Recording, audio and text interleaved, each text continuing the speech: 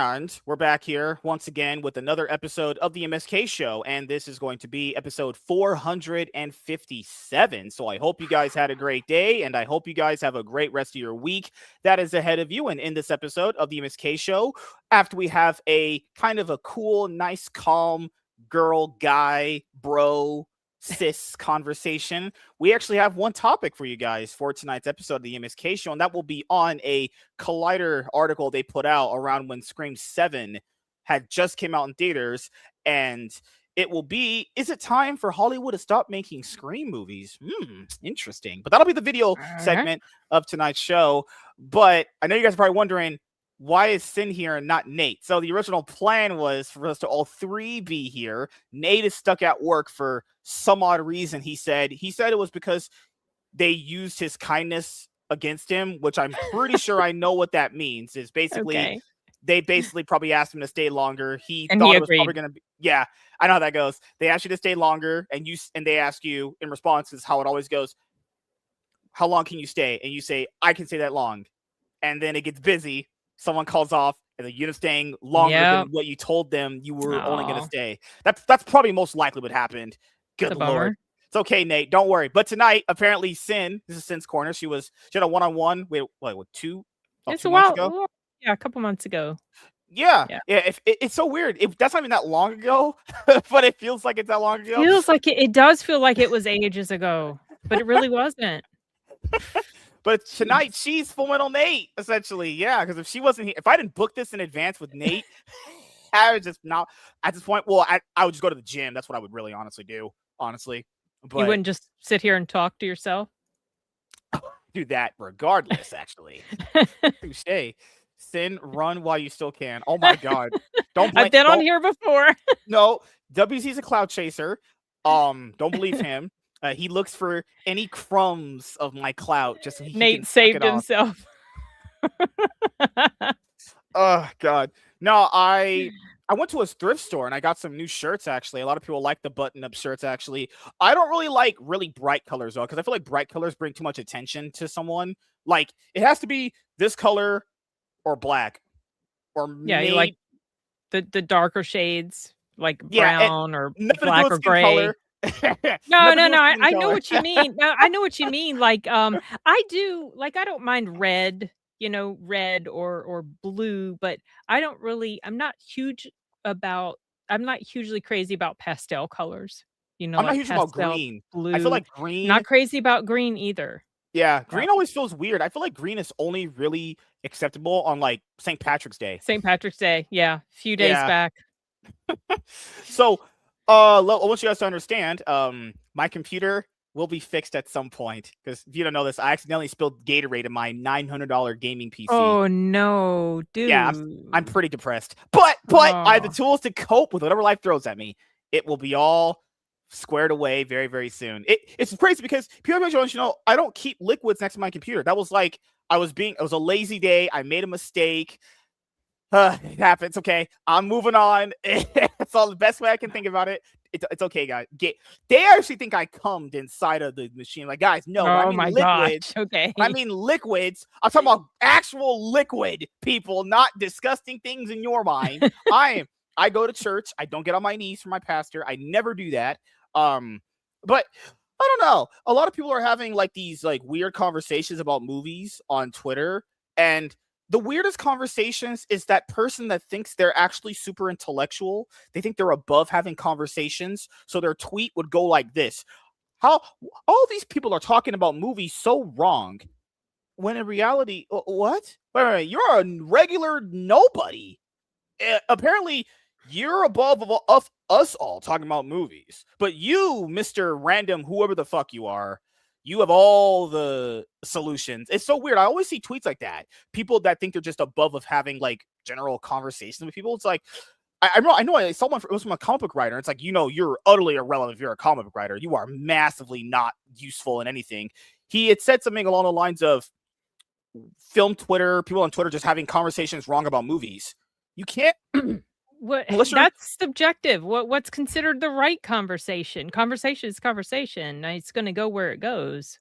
Yeah, like I don't get why people keep saying these kind of things. These are weird. Those people I just honestly ignore only because that's such that's such useless conversational starting points. Why are you talking about said thing? It's like that person that goes, "Well, you can't criticize movies because you never directed one." Well, then by that logic, you can't either.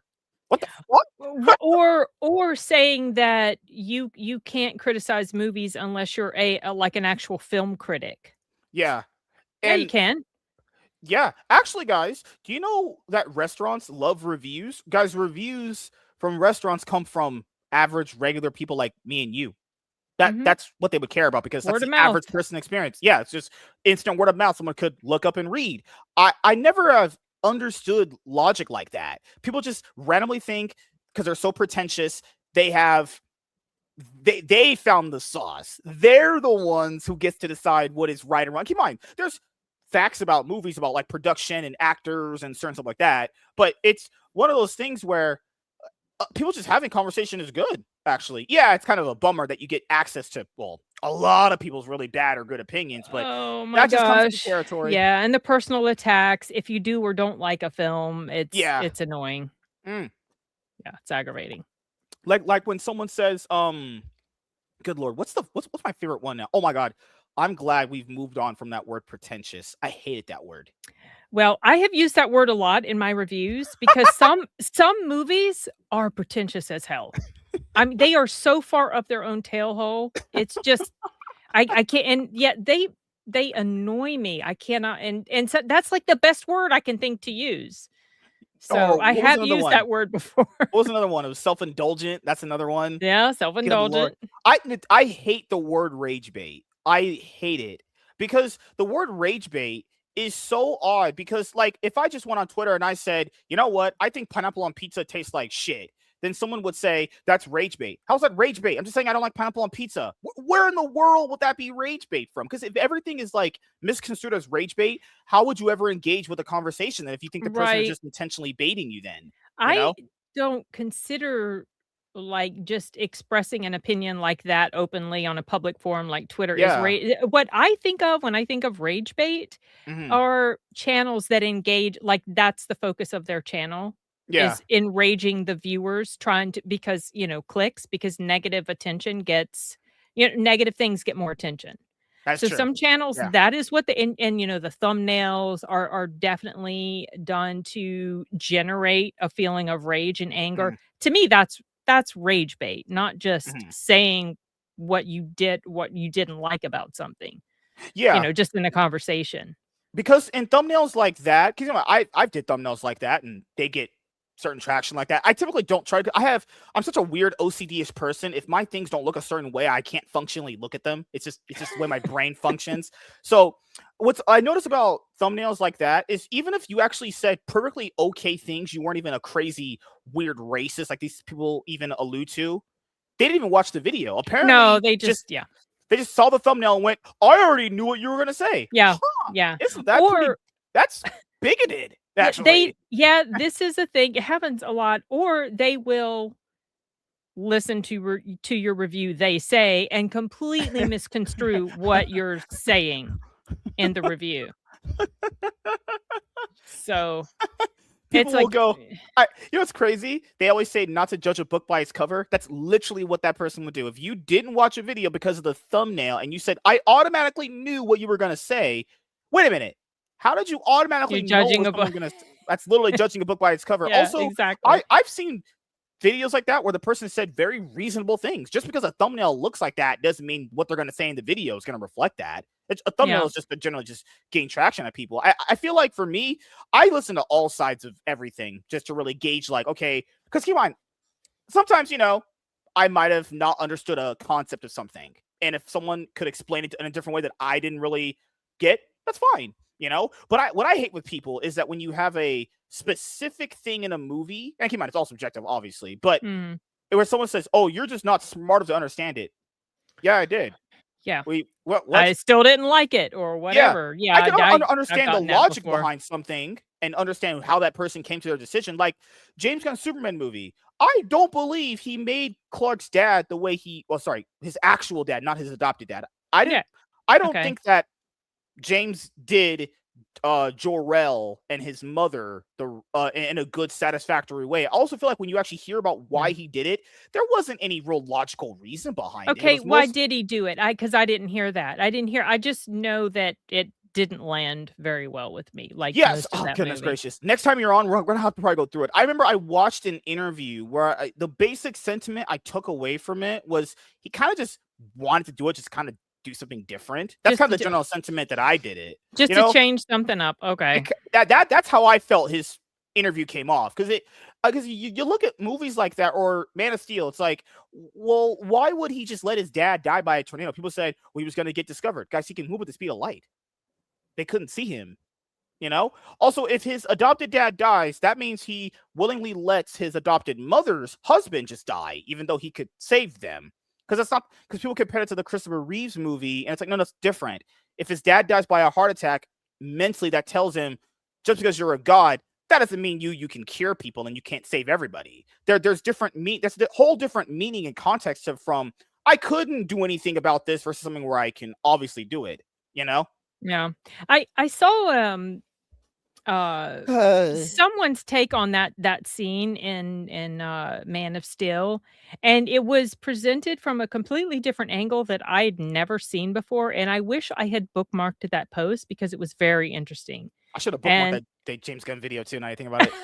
Yeah, well, I'm sure you can. Yeah, bookmark them because I stumble across a lot of stuff that's very interesting, and I like being able to go back and find it or, bring it up if I need to post it in conversation or something. But I really wish I could find that. I thought it was very profound. And I honestly didn't have a huge issue with that scene, but I know some people did. And I get why they did. But this other guy's perspective was, I thought, very, very interesting and made complete sense to me. What is this man saying? MSK, it's always had, this is live. I have I have just the most well thought out movie takes ever. And to be fair, I'm pretty sure everyone always says the same thing. No, like for me, if it comes to I don't know, I feel like most modern movies, like you think about all the movies that have come out since, I don't know, like the last 4 years. How many of these movies would you like rewatch? Just willingly watch the full thing. I'm not like random scenes here or there on like YouTube. Just fully rewatch them. I don't have many. Maybe like 1 or 2, 3. I don't have a ton. Even films that made my favorites list for particular years. They're not necessarily movies that I would want to return to, even though I recognize that they're very good and they appealed to me, they impacted me, they touched me on an emotional level that maybe I wasn't expecting. There are some that I could go back to again and again, but not as many as, films from the past. Films from years ago. Like Scream 6, when Scream 6 was having its controversy. Like when people keep saying... Wait, you talking about 7 or 6? Was it Scream 6? Scream 6 is the one before Scary 7. Movie. Oh, Scary Movie? Are you doing a 6-7 joke? That's what you did there. No, you said Scream 6. My bad. I meant Scary Movie 6. Good Lord. Oh, because of the trailer that came out? Yeah. Remember, what was the controversy? Remember, people got mad about the pronoun jokes. I thought it was hilarious. Yeah. We need more jokes like that, y'all. I think these people are literally not understanding things that they're saying and actions they want taken are not lining up. So, guys, it's just a thought exercise. If you get offended by a joke, and then in another conversation you have, say what I'm going to say, this is what I've always heard, why is there no more comedy movies? Do you know what that is? People, that is called cognitive dissonance. Okay. Yeah. So your brains are not processing the thing that you are complaining about not happening is indirectly followed by the thing you just previously said. So when these Gen Z kids are always like, there's no comedy movies like this anymore. Gee, I only could wonder why you get offended at literally everything. Oh, yeah. This is the hard fact of life, guys. There's going to be people that make fun of you. You can do one of two things. You can cry about it or you can just move on. It's really the only thing you can do. Actually, at work, there's conversations I have with coworkers that are, you wouldn't survive. Not gonna lie, that shit is like COD lobbies, which is fun. I like the kind of environment. I like banter. I like fun humor between people in all sorts of levels of conversation. But it's one of these things where that's gonna be a thing of life. And to weirdly kind of police that and go, you can't be having these conversations, otherwise I'm gonna make you lose your job. It's like, What are you gonna Oh, do? yeah. Oh, see? So, my shirt, defund the thought police. I cannot stand people like this, and Yeah. the word police, I cannot stand like, if someone says that I shouldn't say a particular word that maybe I say, I immediately wanna say it more. Don't Yeah. tell me what I can and cannot say. You're not the Mhm. boss of me. Like, I understand the only aspect of that I can understand is like a business, like representing a business maybe. But if we're talking about just basic conversation we're having with friends, you should be Yeah. no, what the Oh, fuck? I've had people do that I to me. understand like a business, like okay, if I was a receptionist at a bank, if a gay person walks with me, I'm not gonna just call that person an FAG. Well, Obviously not. obviously, yes. Yeah, I mean, yeah, within not reason. That's yeah, you're yeah. talking yeah, no, that's not what I'm But referring they're to. just saying no. I know what you're saying, but they're being like you shouldn't just say the word retarded at all. Based off what? Why shouldn't I say this at all? That's Because part of my vocabulary. I use that word all the you know time. what's crazy? What my mom used to say before she had passed away some years ago. She was like, "If you ain't paying my bills, you don't get to tell me what to do." Not gonna lie, There you go. that's There that's you go. it's held up. If you don't pay my light bill or if you don't pay my internet bill, you can't tell me how to type on Twitter. There Good you lord. go. Like people Exactly. are ridiculous. Like Yeah. it's odd that they say we don't have any of this type of thing anymore, and then complain about said thing. Like it's just that's ridiculous. And keep in mind, I hope they come up with more scary movies to make funny of people. Actually, you know what's funny? The reason why you were offended at it's because it's true. That's true. You take offense to it because it's yeah. What people understand the way that you feel that they're talking to you, we do that. You just haven't processing your mind. It's like have you ever had this with some of your kids where like you couldn't get through to them with what you were saying, but when they heard it from someone else, it clicked for them? Oh, yes. Absolutely. That's what It's happens for these. frustrating. That's what happens for these like Gen Z kids or whatever. They're not under see like if they don't they do this thing called vibes. So for example, if they don't vibe with you, they ain't listening. But if someone that they do vibe with does something like that, they feel offended. They I don't know, for some reason feel parasocial attachments to every actor on this planet, apparently. Yeah, I imagine it must feel pretty odd when they would say something like that to you. Oh, wait, they're not. It's not made from a. I don't believe the intention of that joke is to hurt your feelings. It's not. Now, if you took it that way, that's what's that Trump meme? You gonna cry about it? Oh, That's what I I don't say. think I've seen that one. There's this like Trump meme where he's just like this and he's like, you gonna cry about it? It's oh god, it's hilarious. Well, But Trump already breaks so many people's brains. Logical Spark, what's up, man? Hey there, everyone. Just saw the post on your channel. Huh, you know what? Sin said she's giving reparations tonight. Actually, oh god, I'm old. Oh No, god, you're not. No, you're it not. hurts. Everything hurts. I But wish no, I could be as young as you again. you're like 38. No. I tried. I tried to give you a layup there. No dunks. I wish, but no. But no, I think some of these people will only ever understand stuff if it's by. I guess nowadays it's flipped. They're only gonna listen to an opinion if it's from someone they actually like. And keep in mind, people say, "But don't you do the same thing too?" No.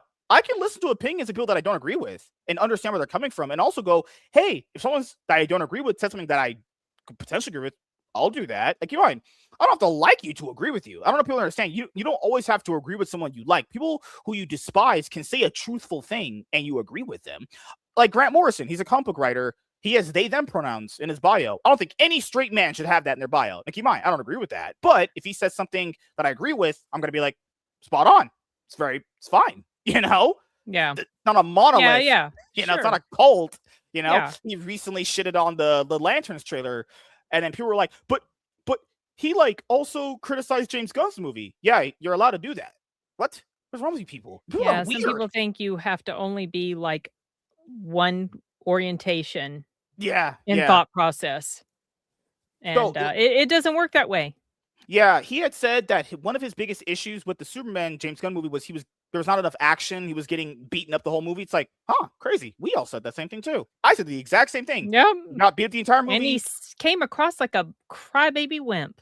Yeah, and people agree with that. Was not People a fan of that. People went Grant Morrison. I agree, but then he gave a different take you didn't like about the Lanterns trailer. Keep in mind, what did a lot of people say about the Lanterns trailer? They don't like it very much. Yeah, I heard. It was not good. Keep on. Now, people keep saying these weird lines of thinking like, well, you can't judge a book by its cover. You haven't seen the whole season. No shit, Sherlock. We haven't seen the whole season. It's not even out yet. Also, second of all, the trailer is supposed to convince you to watch the show. I forgot that trailers aren't supposed to convince you to watch stuff. Yeah, it's supposed to sell you on it. If it doesn't, it's not doing a good job. Sometimes trailers don't do a very good job, but then if you watch whatever it is, you find out, wow, that trailer was terrible and the show is actually pretty good. Yeah, keep in mind, also feel this, there could be a good trailer, bad TV show, movie, or you could have a bad trailer and a great TV show or movie. It's interchangeable. It's not always 1-to-1, but what people saw was red flags that they thought were a problem. And keep in mind, saying how much you don't like that is a good thing, though, because what the studios really want is for a bunch of people. Keep in mind, they could want another thing, but I'm just theorizing here. Do they really just want a bunch of people who just want to suck them off? That's really what it is. They want someone to just brown nose them. It's like, no, I'm not like that. If something is good and I authentically think it's good, I'll just say it's good. I'm not just gonna always say something's good because I don't know, people that I know might not like it. It's like I don't function like that. Hi, dog. Yeah. He's getting ready to go to bed. Oh, there you go. My daughter's putting him up to the camera. Here's the other one. There's two of them. Oh my God. Two little chihuahuas. They sit in my lap a lot. Wait, there's more. It's like a clown car. Oh, Lord. Don't we all wish we were young again? Yeah. Okay, Chippy. Okay. What's wrong, Chip? She's like, what are you doing? She's going to hit my camera, and then I'm going to have to fix it. Oh, my gosh. Okay, here we go. You okay? Little dog. Good Lord. Do you have any big dogs? I know you had those two, but you don't have any other dogs, do you? I used to, well, pretty much my whole life for many years, I grew up with German Shepherds. I love German Shepherds. Lord. And then after, but like in the 2005, we got like a mid-sized dog. And then after that, smaller dogs. That's just how they came into our house. So I'm Team Dora, Cat. The mid-sized dog, she was the biggest dog we've had in recent years. Awesome. All right. It's time to have some fun, guys. God. Got to get into We weren't having fun before? What do you mean? This is where the fun comes to die. Nope, that's a meme. That's a meme. Hey, it's the wrong joke. God damn it. This is where the fun begins. It's so crazy that a line was said in that movie, considering the fact that people have so divisive opinions on the prequels. Just crazy now. This is where the fun begins. Wait. So are you implying there wasn't fun in the other two movies? Yeah. There was no fun in Attack on Clones. That movie sucks. I truly believe people are lying when they're saying that movie's good. Attack on Clones is okay. Bad. I actually enjoyed that film. Oh, it's for women. I think that movie is for women. It's a soap opera for women. I know I didn't like the romancy stuff, but to me, it was such an improvement over Phantom Menace. And I like, not a pod racing fan. No, it was just kind of like it felt the whole Anakin and Padme thing felt really weird because he was just so little, and you could already tell they were setting it up for this romance that was going to happen. The second movie, I liked the intrigue of who was trying to assassinate her, and we see the beginning signs of Anakin and his darkness. So I enjoy. It's not like the bestest movie ever. I know that, but I did enjoy it. Didn't outright hate it, and I enjoyed Revenge of the Sith even more. Yeah, I think that's the best prequel movie. Actually. Oh my gosh, it's so dark. It makes the other two feel like, what the hell were you even doing with those other two movies? I feel like personally, if they just released just that movie, just Revenge of the Sith, I feel like if that was the only prequel, it wouldn't really carry as much negative connotation as they carry. If you just only got that movie, I feel like it would be just like kind of fine. But, prior context matters for these people when it comes to Star Wars. All right, guys, let's have some fun here. Guys, I found my quote. I found my Homer dope moment. Let's have some fun. Let's have some fun. No, there's no fun here. We're talking about movies. We're nerds, lady. That's fun. That's fun. I enjoy doing that. All right. Oh, gosh. Hey everyone, I am MSK, aka Master Swag King, coming at you guys today with another video. And if you guys are returning viewers or new viewers, then please consider subscribing to the channel if you've not already. Leave a like on this video if you enjoyed it and comment down below. Also, make sure you guys hit the notification bell. That way you guys can get notified on whenever I upload a brand new video or go live. And in today's video, we are going to be talking about, is it time for Hollywood to stop making Scream movies? Now, if you're asking me personally, no, I love these movies. I'll be seated for Scream 8 with my wife as me and her are having hot sex before the movie and after the movie. Now, the TMI. Now, keep in mind, me and the wife having sex before the movie and after the movie is not happening because I don't have a wife and it's actually a pillow. Oh, so, but don't worry. Okay. But if I did have a wife, maybe I'll just take her and her boyfriend to the movie with me, and I'll be sitting in the front row. All right, there you go. That's a plan. But as you guys know, I really do enjoy these movies. I really do love them. They're so fun. They have this kind of aura that you kids say these days, this aura about them that just makes you want to be involved in the universe and see people get stabbed and ripped apart and shredded and all the really cool commentary. Like overall, I really do enjoy the series. Actually, man, like going from the first one, even Scream 3, for all the issues it has that like I feel like this is one of the charm to it. It's one of these franchises where even though some of their worst movies has that, they still keep that line of essence of charm with them. You still get the aspect of them still a part of it. So there's a problem here, guys. A big problem. So for a lot of people who don't know what happened, so essentially this is what happened. Okay, so I'll start from Neve Campbell's point of view. So Neve Campbell was supposed to be in Scream 6. Then the producers of the Scream movies, or it was an executive, I'm not really sure which one. Keep in mind, these people all could be interchangeable anyway, given how they hire and fire people in Hollywood anyway. They offered her what she felt like wasn't a satisfactory amount of money for coming in Scream 6. But people are going to be like, MSK, she was in Scream 5. Her Scream 5 contract was just for that movie specifically. It wasn't like a Jamie Lee Curtis one where she signed on for extra movies, right? So she only signed on to come back for Scream 5. What she felt like wasn't a good enough offer for her, so she wasn't in Scream 6. And there's a problem with that because you learn through all like the leaks and everything, she was supposed to be in it. She was supposed to have a bigger role coming up in this one too, with a much different outcome for her character. So problem there.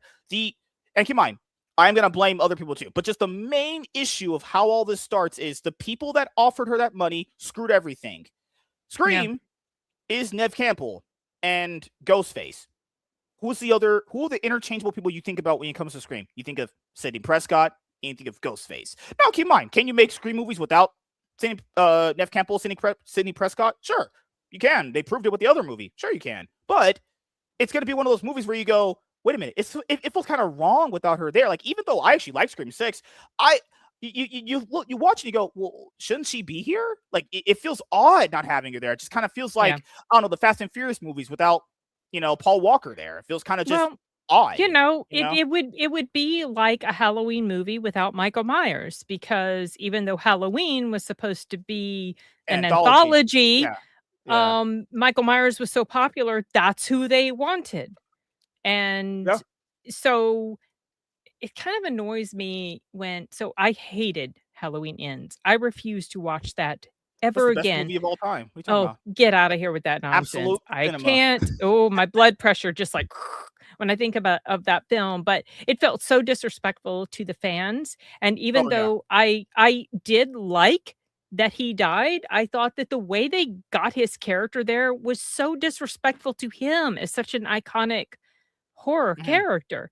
And so I feel it's very similar with Scream. So you think, okay, how many times can Sidney Prescott go through this? And it feels a little silly after a while when you think about it. However, you could see it feasibly work. Yeah, like you could see it be a feasible thing because she's going to be a target. Everybody knows Sidney Prescott had this stuff happen to her, so people could decide they want to have a go at her as well. So that works. And the fact that the ghost faces, they all die, and there's always another one. And it's interesting to find out what's the connection, motivation. Is it? Yeah. The big reveal at the end of the movie. Exactly. It's an interesting concept that I think works. And even though I don't enjoy all the Scream movies on the same level, I feel that overall it's been a pretty solid franchise. I do have a ranking of my favorites. Scream 6 is at the very bottom. I was not crazy about Scream 6. I thought that was the absolute worst one.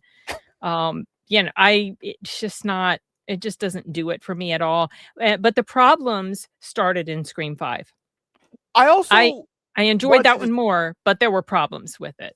No, I was gonna just add on to what you were saying. I feel like a lot of people don't actually think when it comes to this stuff, because they're always thinking like about other horror franchises where it's the one constant villain, because that's who that villain is. So like, I don't know, Halloween's one of them. Nightmare on Elm Street, Friday the 13th, Child's Play, and all that. Because come on, those are like Jigsaw and Saw. He's the villain. Yeah. But in Scream, they kind of switched up the concept, which is that's a smart concept to me. Right. And then also look at what happened to Sidney Prescott's character in the movies, though. People think like she's the same character. No, first movie she's naive, doesn't know what the hell's happening. She has character arc. Yep. Second one, she doesn't think it's going to happen again because they killed Billy and Stu in the second one. Then in the third one, she's like PTSD. She's looking at a door and thinking like, oh, this guy is Ghostface still alive? And then come to find out it's her brother that's the killer. Then in 4, then it's her niece, or come on, it's not. People think like her character just was the same in every movie. No, absolutely not. You gotta also got a question like, you guys watching these movies? I question a lot of people's intelligence when they're watching movies, when they're telling you something is the same, even though you remember them not the same. Like people like her character actually evolves with the movie she's in. It's not just like, well, I just scream and I just kind of run. No, actually, contrary to popular belief, this one she kind of I laughed. I don't laugh like in movies like that. There was a scene in this one where her daughter cracked that guy over his head with that laptop. I almost about just laughed so hard. She saw that and actually looked like a shark was about to attack her. That was the funniest thing I've seen in a movie in a while. Man, she cracked the shit out of that guy. Yeah. Her boyfriend. Yeah. Okay. So, I had problems with Scream 7. I felt it was a massive improvement over 6, but I still had problems.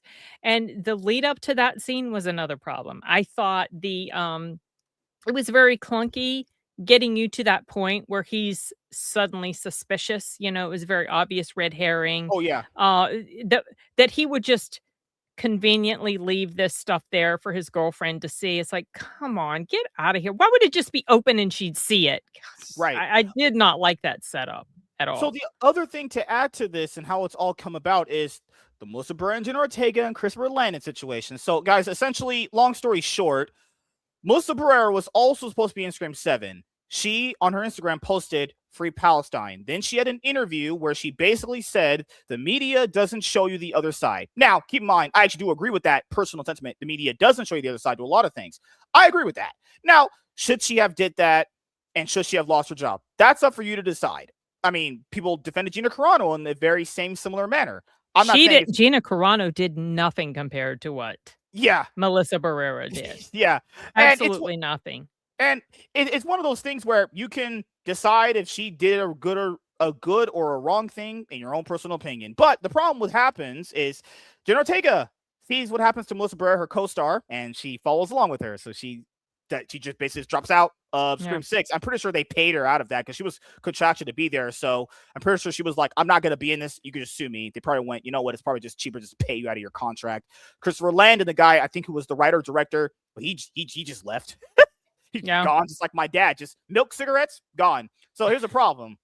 In Scream 5, they set up the fact that Melissa Barrera's character, I love me some taco bonita carne asada fries. Oh, I love me some Mexican ladies. But they established that she was Billy's daughter, and that was also evolving in Scream 6. And people think like, well, didn't Scream 6 end in a way where it could be fine for her ending? Actually, I agree. You could just take it as that. But she walked away from that temptation. She was supposed to be what? Ghostface in Scream 7. Well, you can't have that now because, well, she's fired and Jenna Ortega's gone too. And the guy that was doing all that stuff is also gone too. The guy who was writing that. So now that would have been a stupid development to have her be Ghostface. Because that would have been the easiest reveal of all time, though. That would have been, what they should have did? Fire her and then have her as revealed in the movie be Ghostface. Because that would have been, okay, you got rid of her. Now you brought her back as Ghostface. That would have been really just, that'd have been surprising. But you have, it all comes full circle in life. Guess what happened, guys? So now that Jenna Ortega and Melissa Barrera are gone, guess what happened? They had to go back to Neve Campbell, the person they offered some horrible contract to. Yep. And they go, you know what, Nev? Yep. You know what, Nev? I'll let you spit on me and pour pickle juice on me. Please come back. They give her a lot of money. I imagine a lot of money to come back. I think it was $7 million. And keep in mind, even if you don't agree with Melissa Barrera or Jenna Ortega getting fired, this comes from this.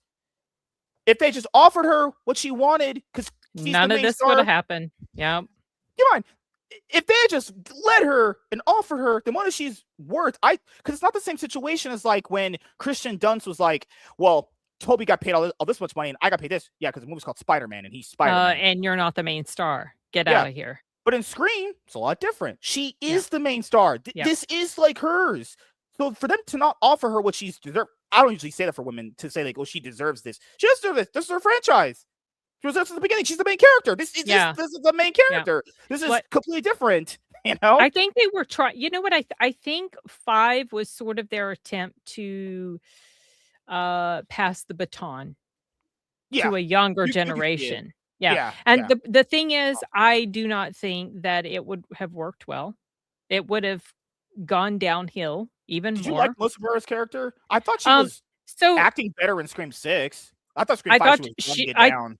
Yes, I thought she was acting. I thought she acted better in Scream 6, and in Scream 5, that was my introduction to Jenna Ortega, and I was impressed with her acting. I felt that she outshone Melissa Barrera. Did you see Melissa Barrera in Into the Heights? That's where I first saw her at. I have not seen that, but I really liked her character in Abigail. Yeah, I saw Jenna Ortega first in, oh my God, it was The Babysitter Wednesday? 2. The Babysitter 2. I think she was only 17 at the time. I remember because that was like one of her first bigger roles she had got. I didn't was see like, that. Who the hell is Jenna Ortega? And I was like, oh, okay. When they cast her in the movie, I was like, oh, well, she's in Scream now. That's crazy. All right. So another thing that comes with a problem with this, guys, is Scream 7. I actually did a review with Nate on Scream 7, but since you guys are probably going to see this video before you see that review, because I like to reviews in order with other movies in a franchise because I'm bad OCD because I'm actually insane, honestly. Problem with Scream 7, and the biggest issue I have with it, and for me, my own personal ranking, it's probably at the bottom because it kind of retreads the same reveal that we've been getting for a while. So like, this reveal is the same reveal motivation as like the guy in Scream 5, where basically parasocially attached and fandom and all this sort of stuff. The lady basically just admitted she's just parasocially attached and saying, "Call me crazy, guys. Where have we heard that from?" There was like a few, Scream 5. That was the thing. Yeah. Parasocially attached and all that. It's like, come on, that's not a bad thing. Like, I agree, people are parasocially attached and they're kind of like one click away from becoming a serial killer. Like, I don't disagree with that. It's just that again. Also, one of the second Ghostface was just the random guy at the hospital. At that. Do you know what's funny? When it showed him, I immediately suspected he was going to be one of the Ghostfaces because he's like one of those people. He's not just a random throwaway actor. I've seen him in many things, and he has more significant, a significant role in what he plays, even if he's a side character. So when he showed up, I was like, oh, that guy. Oh, I think he's one of them. And then I started to get suspicious of the neighbor lady, not initially, but later. I think it was the interaction with, I don't know, for some reason, the interaction that they had with Gail's character kind of triggered a sort of immediate, like, I wonder about this girl. But then I just kind of forgot about it until, the reveal. So after, I think I figured out it was her, because the other guy I didn't guess. I guessed it was her right when Sydney's daughter was running. And I was like, wait a minute, all these people are getting killed and we haven't seen that mom in a while. And then her son dies and I'm like, oh, the mom's the killer. I know the second guy was. The second guy was just random because keep in mind, she had not been in the plot ever since Gail came in. She had just like left. And I was like, horror movies, it happens a lot with mysteries, like the person that leaves for a little bit, because they have that in their movies too. Like, wait a minute, you've been gone for like 10 minutes. What were you doing? What were you up to? I do agree that they were probably one of the weaker Ghostface reveals. Oh, yeah. So, if I had to rank them on Ghostface reveals, that would be towards the bottom. But ranking the movie as a whole, I enjoyed it. I rewatched it too because I recently was on a live stream discussion about this franchise. So I rewatched 2 through 7. Man, I didn't 4 is so rewatch good. 1 because I've already seen that so many times. So I rewatched 2 through 7, Yeah. and I was like, I was curious to see, so am I gonna like Scream 5 as much as I did the first time I saw it? Am I going to like Scream 6 Yeah. better than the first time I saw it? Or am I also gonna like Scream 7 worse? And Mhm. what happened was Scream 5, my enjoyment factor of it went down because I noticed so many more issues that just got under my skin that I had mentioned a bit in my review, but had kind of forgotten about later. And then Scream 6 problems that I thought that were going on in Scream 6 that started in Scream 6 they actually had roots in Scream 5. And so that enjoyment came down to Scream 7. I definitely enjoyed that still. So, I knew that I liked it more than 6, and I was surprised to find that I actually liked it more than 5, and I think I like it more than 4. But maybe it's gonna depend on the day. So my ranking is 1, 2, 3, 7, 4, 5, 6. Mine is 1, 4, 2, 1, 4, 2, 6, 5, and 7. Okay, wow, that's a very 3? Oh, yeah, what? 3? interesting No, 3, combination. 3, 3, 7's 3, 7. 5 would be above 3. Because Okay. I rewatched Scream 4. Oh man, is that a banger? That is just whoo, man. That is a chef Really? kiss. I love that. Man, I Okay. loved it. But the end of the movie where she was like, "Don't fuck with the original," just Yeah, yeah, my God. yeah. I Yeah. loved it. Loved it, man. Good lord. Maybe there could have been a part. The problem that Scream 5's, I had a problem with it where they killed Dewey. I think that was my biggest letdown in the movie, Ooh, that though, was terrible. That because was it was a stupid death, though. it was stupid, and when you find out who did it, it was even more stupid, and the lead up to it happening was very stupid. I did like there because there's like a few saving grace scenes in it. I do like the opening when that girl was like, "Welcome to Act 3." Like, there's some cool stuff to like in Scream Fights, and it's not overly awful. It's just on where if you rank it in Scream movies, it kind of feels like some, I don't know. It's like No Way Home, but a way weaker way of showing that concept of like having old and new kind of collide Yeah, together. yeah. And Scream 3, the problem with that movie is like there's someone to like about it, but that reveal of like her mom was just a girl that was just used and thrown away, so that's why she treated her daughter like that, and the brother just became insane. I was like, oh my God. So apparently, but keep in mind that might be true. All girls suck dudes off to get roles in Hollywood. I was like, her mom Well just sucked dudes off for Hollywood? that Really? that's the thing that does happen, and that was especially a thing way back when, and when Sydney's mom would have been there, definitely would have been a thing. So that whole reveal about her mother's past, not surprising at all, actually kinda sad. But, the thing is, I mean, she was still a skank, and if she hadn't been a skank, none of And what this did would I be do? happening. I I can't be a skink. It's Wednesday. What the hell did I do? Oh God. Like, I don't even, because keep in mind for Scream 7, I feel like the reveal of it just, man, golly. Also, I didn't like the way they treated Gail. Gail's just in the plot, then she's just Yeah, she's not gone in for the a bit. After the studio scene, you don't see her until the end. But yeah. when she showed up, the first time I watched the movie on the big screen, when she showed up, I had actually forgotten she was supposed to be in there because I was, and not no disrespect to her character, but I was so drawn into what was happening, I Mhm, had completely forgotten about Gail. Then she showed up, mhm. and the theater cheered and clapped. They were so happy to see her. Hey, The intro yeah. was crazy.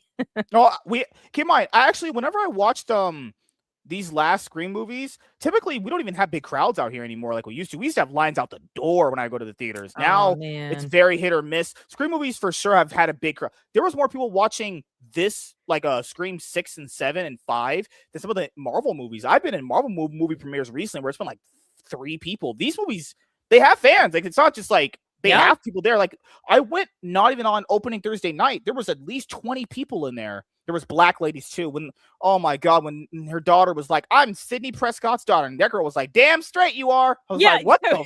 it's so funny. In my theater, there was a couple of black ladies sitting to my left, and my crowd was very vocal. Like they would Yeah, be yeah. talking at the screen, and the lady beside me, she was pretty vocal. She was young, but the lady she was very vocal, and in the prologue scene. at the end of the prologue scene, she made some sort of comment about the girl. She's like, "Oh, girl, you put up a good fight," which I actually thought was funny, and I wrote it down in my notes. I mentioned it in my review because I was like, that was actually kind of funny. But I've never been in an audience.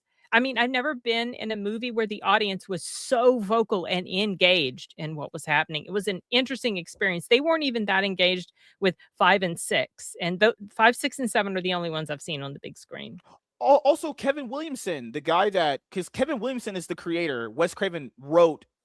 No, Kevin. I think Kevin also was one of the writers, if not maybe one of like the main writers. Yeah, because what's weird is Kevin has wrote 1, 2, 4. He wrote 1, 2 through. He wrote 1 through 4, and then they let him direct this one, and you could see. This is why sometimes you don't let writers get that level of power, is because you could see there was just directing mistakes there with he even said he's not going to direct the next one because he didn't really like being in that much of a spotlight. It's like I could have called that. I was like, and I like Kevin Williamson. He's been a part of a lot of horror things that I've liked throughout my life. Actually, he was part of the Vampire Diaries, which I love. Dawson's Creek too, from what I heard. He's part of a lot of the stuff. But I think he's the guy that's better in like the background. I don't feel like he's the kind of guy that wants the spotlight on him. Also, guys, one point, make sure I put this out here. You can have problems with Scream 7 and it not be about Melissa Barrera or Jenna Ortega. I feel like people are just forgetting. Yeah.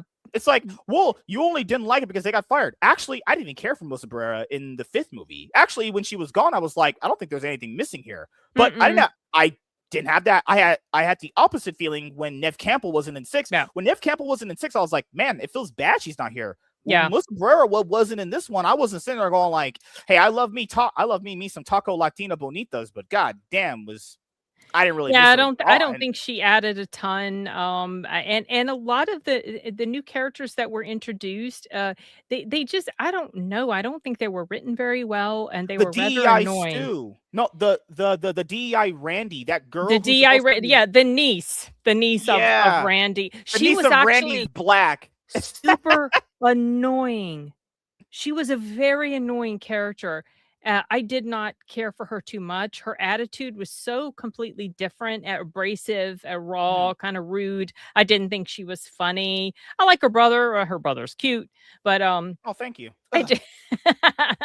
He was cute. He was in Hard Eyes too, so that was cool to see. Actually, that. Yeah. So like those characters. That's the thing why I like 6 more than 7. God, I'm not making that joke, guys. Fuck you. So. They were used better in Scream 6. They were nothing in Scream 7. They kind of came, said some bullshit, and were just gone. Like, yeah, they were just kind of try to tie things together, I think. But one of the things that really annoyed me about 5 and 6, and a little bit about 7 too, it was scaled back a little in 7, but the injuries that these people suffered and managed to live through, it's just like the husband injuries. Oh my god. Yeah, that was, I mean, I'm glad he's alive, but that was just like, and yes, granted, people have recovered from injuries that you would think that it should have killed them. So sometimes I can give a little grace to it, but it's like, wow, they really shouldn't have shown that attack on him being as vicious as it was, so that you do have rooms for some doubt as to whether or not he's dead. But yeah, it started in 5. It's annoying that scream face. Oh, it's late, y'all. It's annoying that Ghostface lives through some of the stuff he does too, and how things work perfectly for him always until basically the end. It's kind of and the characters. So here's the thing about Scream. The first Scream, it was all about breaking the tropes, right? The horror tropes. Yeah, and making fun of the tropes, Making fun of the tropes. But then along the way, what they did was they created their own tropes. And then they stuck with those tropes like crazy. Like, always shoot them in the head. And meanwhile, you got that chick from Scream 5. She's been burnt to hell. And she's somehow still able to get up and come after them in the end, screaming with a knife. It's like, get out of here with that. Scream 3, where they said, well, now all Ghostface are going to wear that thing where before he gets shot, bulletproof vests. Bulletproof vests. Like, really? But how would every other Ghostface know all of them had the bulletproof vest? No, but how would they know that's a rule, though, if they didn't know who that was? How would they just know that's a rule? That's so weird. Just like they all magically realized they needed to walk around with a bulletproof vest. And that was just, it's like, this is what I'm talking about when I say the trope stuff. So, I don't know. When Wes Craven's Scream came out in 1996, it changed horror and created a new slasher wave that carried into the 2000s with 2 sequels and several successful copycats, like I Know What You Did Last Summer, which that movie is very good. Mm-hmm. Not its subsequent. Don't count those. Just only watch the first one. Yeah, first one's best. That's one of those few horror franchises. First one. Should I watch the sequel? But no, there's no sequels. There's just the first movie. Just stick with the first one. After the start and return of the franchise in 2011. I was in 11th grade when Scream 4 came out. I remember the trailers. Oh, man, what a great time to be alive. I was young, hot, rich, and good looking. Now I'm just black and old. Radio silence brought back Ghostface back in 2022. Actually, yes, fun fact, guys. The same time to get Scream 4 was the same amount of time to get Scream 5. They're both 11 years apart. Yeah, that's right. They are. I was like, we came back, now we're gone. With 2 more well-received entries. However, cracks also started to form in the franchise as repetitive choices led to predictability and nostalgia taking precedence over true horror. The controversy surrounding the firing of Melissa Barrera and only hastened the feeling that the franchise time might be running out. No. Actually, you guys, I don't agree. If you just simply go out and watch these movies, I didn't watch Scream 6 or 7 opening weekend. I went on like the $5 Tuesdays and Wednesday. I had a packed crowd. That's actually the opposite. Wow. People are going to watch these. Literally, you could make 10 of these. I'll just be in my 2 tickets. All right, wife. I'll see you later. I'm going to see Scream. Your non-existent wife? She can be with their boyfriend. It's okay. She has a boyfriend. All right. Now Scream 7. Yeah. Now Scream 7 is here, and the negative reviews prove the point. It's time for Ghostface to drop his knife and get some rest. That can't be a thing, though, because it's not the same person. Well, exactly, but here's the thing. The negative reviews prove the point. But here's what was happening with a lot of the official critic reviews. Mm-hmm. You would see them often reference Melissa Barrera. So to me, these reviews of theirs were highly biased. And it did feel like there was a concerted effort to review bomb it by official critics and even some fans. They were doing the same thing. Yeah. Because the negative reviews that this got on Rotten Tomatoes, the aggregate score it got for the official critics, no way in hell is this in the 30s. And that's why I tell people when you use Rotten Tomatoes, it's so weird. People will use Rotten Tomatoes if it benefits their argument, but then completely not even use it if they won't. Like some of the reviews, I with them. Some of them literally said they fired Melissa Barrera and Jenna Ortega. This is a bad movie. Yeah. Yep. What? I saw that stuff. I saw fans saying it too. So it's like you clearly only created an account so you could downvote this film. Your review is rendered invalid to me. If you mention Melissa Barrera or Palestine in your review, it does not count. It does not count. I have zero respect or regard for anything you say. Because you're not actually reviewing the movie itself. You're just doing a soapbox thing based on your personal annoyance at what happened. And these people they're always the one that are saying, well, why can't you separate that stuff from the movie? They clearly can't. These people are always constant hypocrites anyway. I knew you couldn't. Because keep in mind, these are verified, because I'm actually I'm a verified audience member on Rotten Tomatoes. So I could give like the stars and shit. Like there were people giving the stars, verified audience members, and they were saying they fired my baby Melissa, even though that's super creepy and parasocial anyway. But they're like, bad movie. What? Yeah. Yeah, it happened. Yeah, it was stupid. Very retarded. Scream was the perfect blend of meta horror, compelling characters, and fun scares, so it was only a matter of time before there was a sequel. While it wasn't as good as the first, Scream 2 still had a strong story. I like Scream 2. It's not obviously as nail-biting as tight as the first one. I feel like Scream 2 doesn't get its flowers as being like as good as the first one in some cases. It was I don't think any of the sequels have been as good as the first. Right, but that typically happens. However, many of them have been pretty solid. That's true. Which is rare.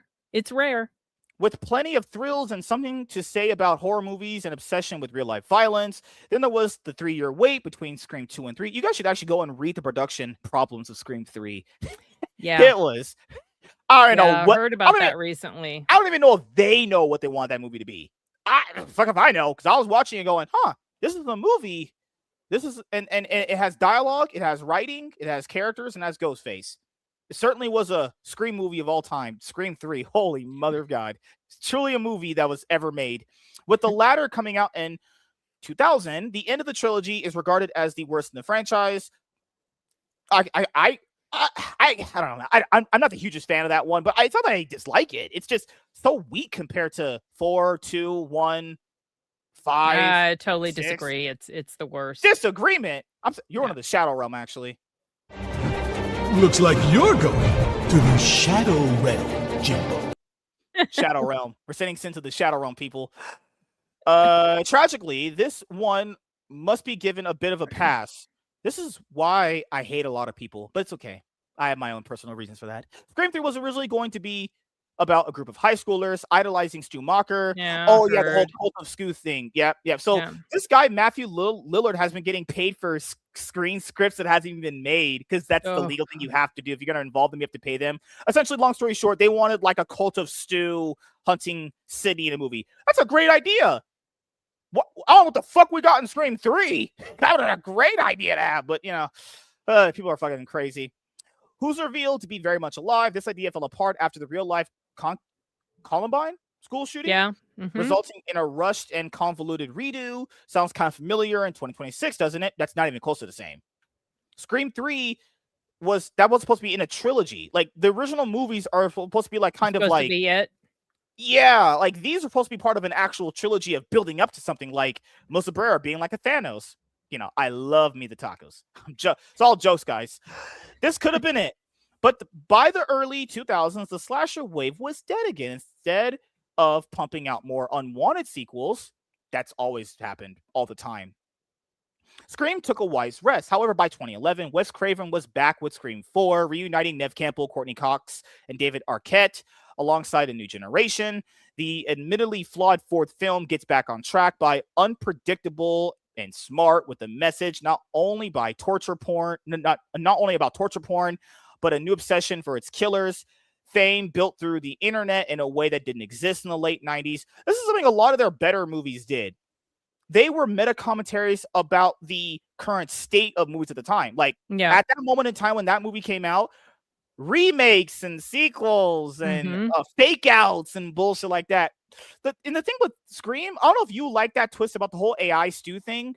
Do you feel like that's like meta horror commentary? You like talking about AI? Isn't that like kind of like out of their realm? Well, I actually liked that reveal because I know this is probably not a popular opinion, but I think it would be stupid to bring Stu back. There is no way in hell he lived through that big ass old heavy TV landing on his face. So while I like that they kept you guessing about that, I also liked that, okay, they took the route of AI because this is kind of relevant right now in today's time.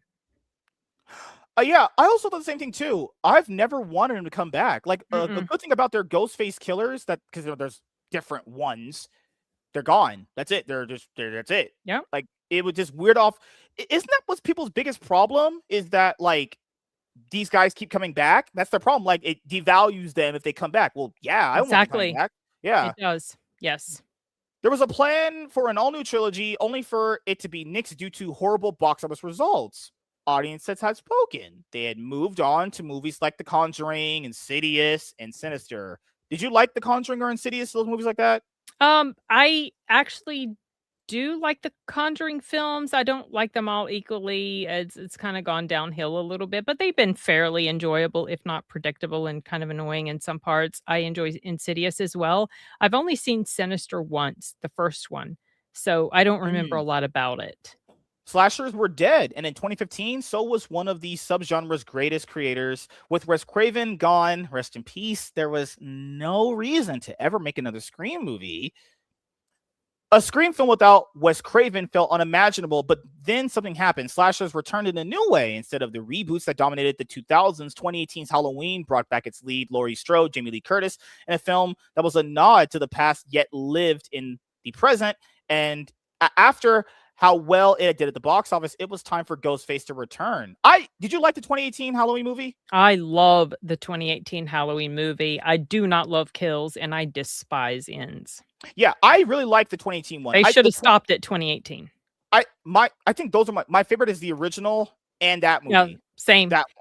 Same. I also enjoy H2O, even though I recognize its flaws and the mask is terrible. I still thought that was a pretty solid story. Your favorite was the Busta Rhymes one I was heard.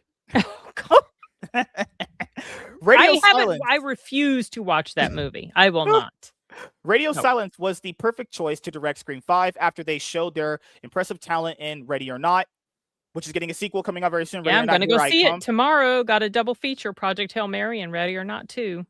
I thought Project Hail Mary was coming on the MSK show. No, it's a joke, guys. The film was better than Scream 3 and 4. All about that.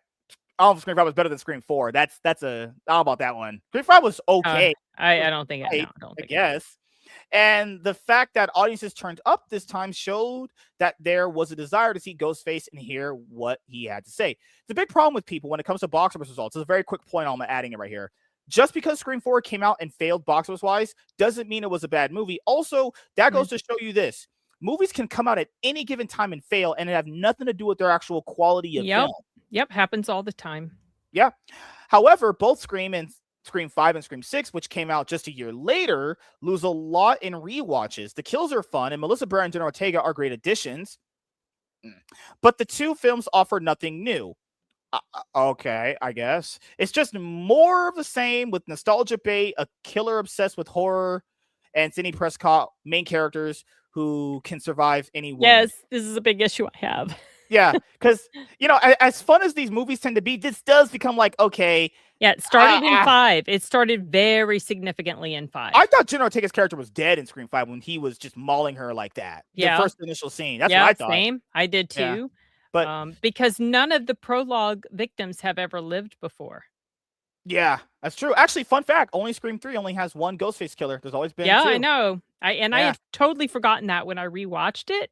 Because I was thinking, they've never had just one killer, and then they had one killer, and then in Scream 6, I had forgotten the reveal of all 3, and I was thinking, they've only had 2 killers and 1 killer. Wonder if they'll ever have 3. then they had 3, and there's like, oh yeah, that's right, there were 3. We're looking at you, Mason Gooding, and a predictable Ghostface reveal. Although it is a good time in the moment, there is no reason to come back to them. Yeah, just like when I have sex with my wife, it feels good at the moment, but then she starts talking. It's like, I'm out. I voted for Joe Biden. All right. Oh, yeah. Door. Get out.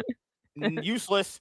When Melissa Barrera was fired and Jenna Ortega and director for Christopher Landon quit Scream 7, the signs were there. Guys, they just paid them out of their contract. They didn't even want to go through the hassle of getting them there. There's movies where like they can quit, but you have to be there legally and contractually. They're like, goodbye. Holy shit. It was time to take a step back, let the franchise breathe, and return it in several years with a fresh approach. Instead, Paramount kept the right on by jumping feet first into the past. Not only was Neve Campbell brought back, but so was the original writer Kevin Williamson. Scream 7 had a difficult task. How do you move away from an unfinished story and do something fresh and exciting? Well, the way you left off Scream 6, you could have just started something new because it ends off in a way where it's like end. Yeah, it wasn't like one of those. It wasn't like one of those TV show endings where like all main characters die and then apparently that's just the last episode and the series is over. It's like it ended in a way where you could just kind of go back to Sydney. Keep in mind, I love me some MILFs. I love older women. Oh, I love me some Sidney Prescott. I love me some Neve Campbell. If I ever met Neve Campbell, I'd be like, "Hey, yo, girl, you ever dated a black guy?" Guys, I'm joking. I would never say that because I have class. I have standards. What was that one college joke? Anyone can go to school, but it takes a while to build class. Something like that, right? Oh, I hadn't heard that one. It's a question they unfortunately had no answer for because Scream 7 is the most pointless of them all. It looks good. The kills are gory, but it's the worst kind of nostalgia bait that can't go more than 2 scenes without reminding the audience of 1996. Stephen Gale Weathers do the same old thing with the latter barely involved at all. The only connection to Scream 6 is the return of Mason Gooding and Jasmine Savoy Brown. Yeah, I do agree with that. Just blacks just added. They had to get those DEI quotas. In addition, so forced that they never even mentioned Barrera or Ortega's characters. If you can get past the grossness of that, the grossness. I don't think that's gross. Okay. This is where this writer's bias is showing. Yep. The grossness. That was crazy. All these guys back in the day were so happy when what's her name? Gina Carano got fired. They were like, it's this private studio. Exactly. What was the argument? It's a private company. It's a private business. They can do what they want. Yeah. Actually, that is true. That is true. In the amendments, private property, you can do that. Doesn't mean people got to agree with it. You can do that. But wait a minute. If it's someone that you like, if it's someone you like, it has to be a boycott. But if it's someone you didn't like Gina Carano, it's private company. Do whatever you want. Nothing to see here. It's like they forget all that when something happens. Go off the wall. Yep. Oh my God. What you'll find are more main characters who can survive anything. The weakest killer reveal. Okay, I agree with that one. This one I agree with. That's fine. Yep. And perhaps worst of it all, a movie with nothing to say about modern horror. It's hollow, as fake as its AI subplot. I will say, I mean, I don't know, like how many other horror tropes have they not already commented on? They commented on every horror trope. What would be the horror trope of the nowadays? I don't know. What could they? No, they couldn't. Yeah. No, they couldn't. The Scream franchise used to be must-see. Now nostalgia is the only selling point. Because of this, it's time for Ghostface to rest. Yeah, keep putting these out. I'm biased that way. It could make Scream 12. I'm taking my wife to all of them and her boyfriend. When he rises again one day, it must be with all new characters and a different format that focuses on the present and future rather than living in the past. Huh. Correct me if I'm wrong. Wasn't this a movie where Sydney was raising her daughter? Isn't that evolving as a character? Yes, it is. Isn't that crazy? Exactly. I thought this character was stagnant for every movie. Fuck me. Actually, watching them will give you that perspective. Literally opening your eyes and not looking like Ray Charles. Holy shit. If Scream isn't scary and unpredictable, like the best horror should be, what's the point? It's not supposed to be scary, though. It's supposed to be oh my goodness.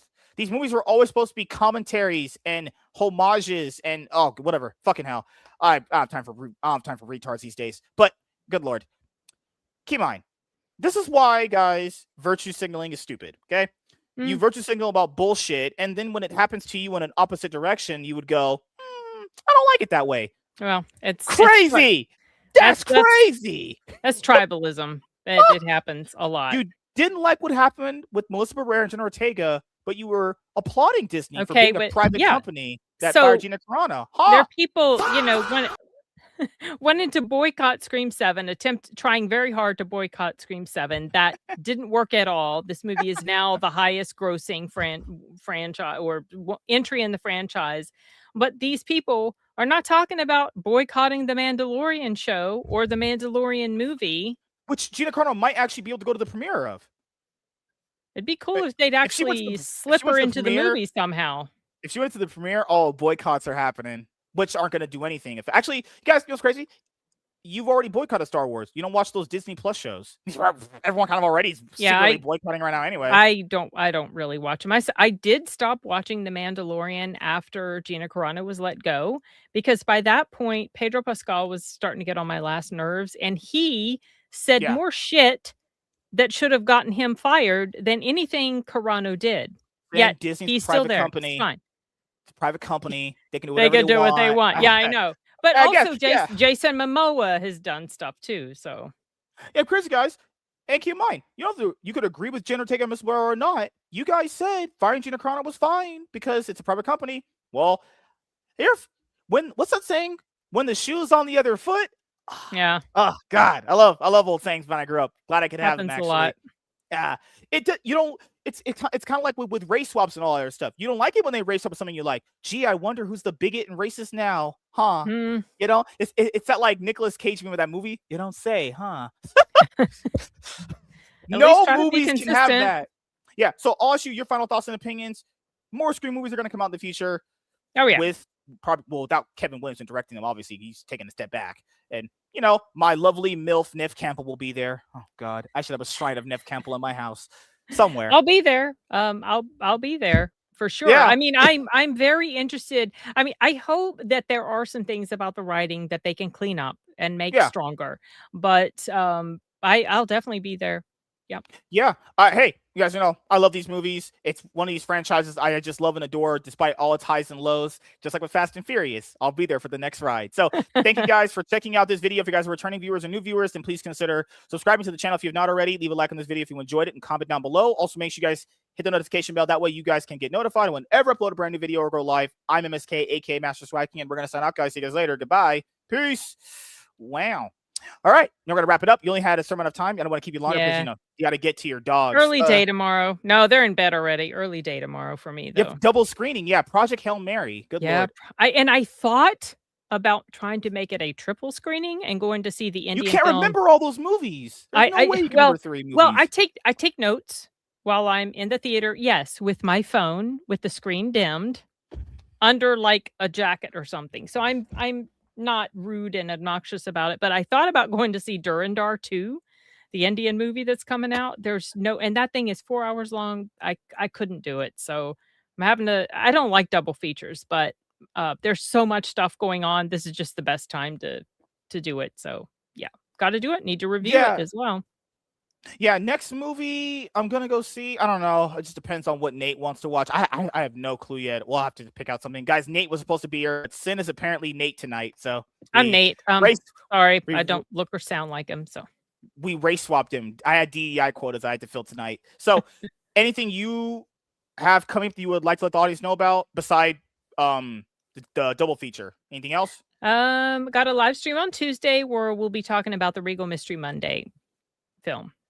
That's the immediate that I've got coming up. Yeah. Hell yeah. So as you guys know, for me, I have podcasts and game streams coming up. I should have a new computer at some point because I have the tools to cope with whatever life throws at me. So thank you to Sin for stepping in for Nate tonight. Because if I didn't set this up, whoo, I have nothing. I was saved by a woman. You can't ever use that against me. I never get saved by women, actually. Only men can save me. Wait, that sounds gay. But damn it. Yay. Wait a minute. Okay, Henry Cavill, attractive? Oh, absolutely. Oh, yeah. Good Lord. I'm not even gay, but that guy's pretty hot, actually. Oh my gosh. I mean, I like him, but I also like that he is he feels like he's a very grounded person and he's a total nerd, which is cool. Tom Holland? Yeah, he's okay. He's like a kid. He dates black girls too. That's already an L. I mean, I just don't. He's no. Good. Timothy Chalamet? No. Michael B. Jordan? No. Yeah, he's cute. Actually, I think Michael B. Jordan's cute. She's getting a chocolate fetish. I didn't think he was a good kill. I didn't think he was a good villain in Black Panther. Did you like Sinners? I did enjoy Sinners. It got wobbly for me in the last act, so it's not a perfect film for me. And it came down in my ranking, but it did end up on my top 10 because it's vampires. I enjoyed it, and I like the time setting, and I like the characters. Yeah. All right, guys. Thank you guys for checking out this episode of the MSK Show. Make sure you guys go and subscribe to Sin's Corner's YouTube channel. She has a lot of subs.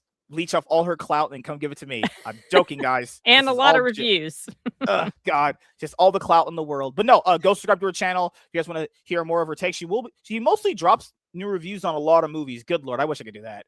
I'm not a housewife. I can't do these things. Well, I'm not either. Well, I mean, I am married, but like my housewifing is not I have a day job and I'm very, very busy. So you're not a black man. Okay. Thank you guys for checking out this episode of the MSK Show.